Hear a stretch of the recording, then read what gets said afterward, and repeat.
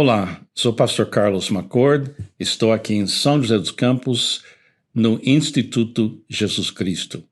Estamos aqui para ler mais uma leitura desse livro, O Caminho, do E. Stanley Jones. Eu espero que você esteja bem e pronto para deixar esse homem de Deus, que já faleceu há muito tempo atrás, desafiar sua maneira de viver a vida cristã e compreender a vida cristã. Estamos em semana 7, segunda-feira. Semana 7, segunda-feira.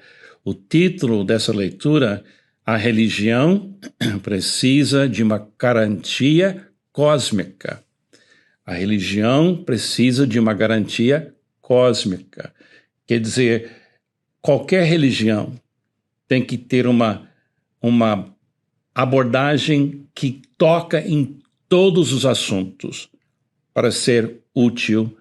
E quando se trata do cristianismo, a gente vê que nós temos essa garantia em Cristo Jesus. Ele cita também Apocalipse 21, 1 a 5, que mostra uma garantia cósmica. Deixa eu ler para você. Apocalipse 21 diz assim: Então vi novos céus e nova terra, pois o primeiro céu e a primeira terra tinha passado, e o mar já não existia.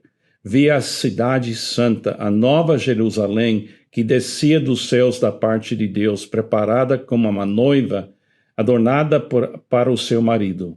Ouvi uma forte voz que vinha do trono e dizia: Agora o tabernáculo de Deus está com os homens, com os quais ele viverá.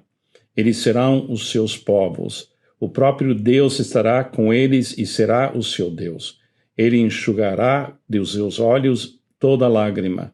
Não haverá mais morte, nem tristeza, nem choro, nem dor, pois a antiga ordem já passou. Aquele que estava sentado no trono disse: Estou fazendo novas todas as coisas. E acrescentou: Escreva isso, pois essas palavras são verdadeiras e dignas de confiança. Aí a garantia cósmica, que Jesus, que veio aqui, tem todas as coisas debaixo da sua autoridade. Ele é a nossa garantia cósmica. Então vamos ler como ele expressou isso no livro. Vimos ontem o desejo de que o caminho seja pessoal. Algo que possamos amar e com o qual possamos ter comunhão. Posso aceitar a tabuada como sendo verdadeira, mas não posso dirigir minhas orações a ela. Uma criança que chora não se contenta se você lhe oferecer o princípio da maternidade. A criança quer a mãe. Não sou um robô ambulante que pede apenas um caminho. Sou uma pessoa que pede uma pessoa. O caminho é um princípio ou uma pessoa. Os dois. Jesus os juntou nessa declaração: Eu sou o caminho. João capítulo 14, versículo 6. Aqui a palavra se fez carne e o caminho se tornou uma pessoa. Um viajante se perdeu em uma selva africana. Pediu a um nativo que lhe mostrasse o caminho para sair da selva. Enquanto andava com dificuldade, o viajante ficou desconfiado e perguntou: Esse é o caminho? O nativo respondeu: Não há caminho. Eu sou o caminho. Essa declaração do nativo conduziu um homem perdido pela selva sem trilhas. O nativo era o caminho. Cristo é o caminho.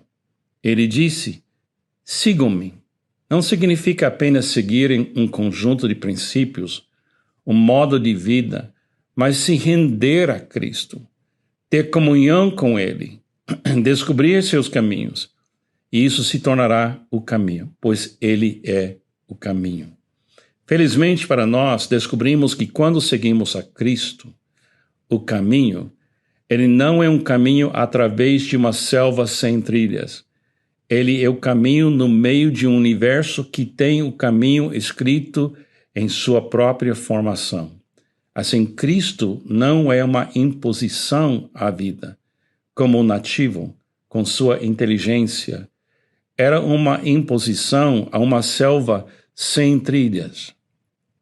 Cristo é o caminho escrito em todas as partes, todo que ele representa. Ele se resume nos caminhos da vida que se tornam vida. Todos os caminhos se tornam uma pessoa. Lindo isso aqui. Todos os caminhos se tornam uma pessoa. Ele resume os significados da vida, pois ele é a vida. Ao tocar Cristo, isso é muito lindo. Ao tocar Cristo, você sente que não tocou a margem da vida, mas tocou a própria vida. Isso é importante, pois a religião precisa de uma garantia cósmica. Se Jesus fosse uma imposição à vida, teríamos receio de que o universo não sustentasse o caminho de Cristo. A natureza da realidade poderia ser contrária a ele. Nesse caso, o caminho seria apenas uma coisa extra, excrescência, uma aberração, uma imposição, não seria natural. Mas suponho que o caminho seja sobrenaturalmente natural. Sendo assim, ele é a exposição da realidade, Cristo é a garantia cósmica, Cristo revela a totalidade da realidade. A ele, na sua oração, fala assim: sim. Então, ó Cristo, se isso for verdade, eu poderei me entregar a ti como o consentimento pleno de todo o meu ser. E algo dentro de mim diz que é verdade, pois se tu não és verdadeiro, o que pode ser verdadeiro? Se tu és falso, então a vida é falsa, mas tu és verdadeiro. Eu sei, eu venho a ti de todo o coração. Amém. Afirmação do dia: estou seguindo algo que tem uma garantia cósmica. Puxa, quando você toca em Jesus, eu nunca vou esquecer do momento da minha conversão. Tem pessoas como a minha esposa, a Pamela, que a conversão dela aconteceu na infância.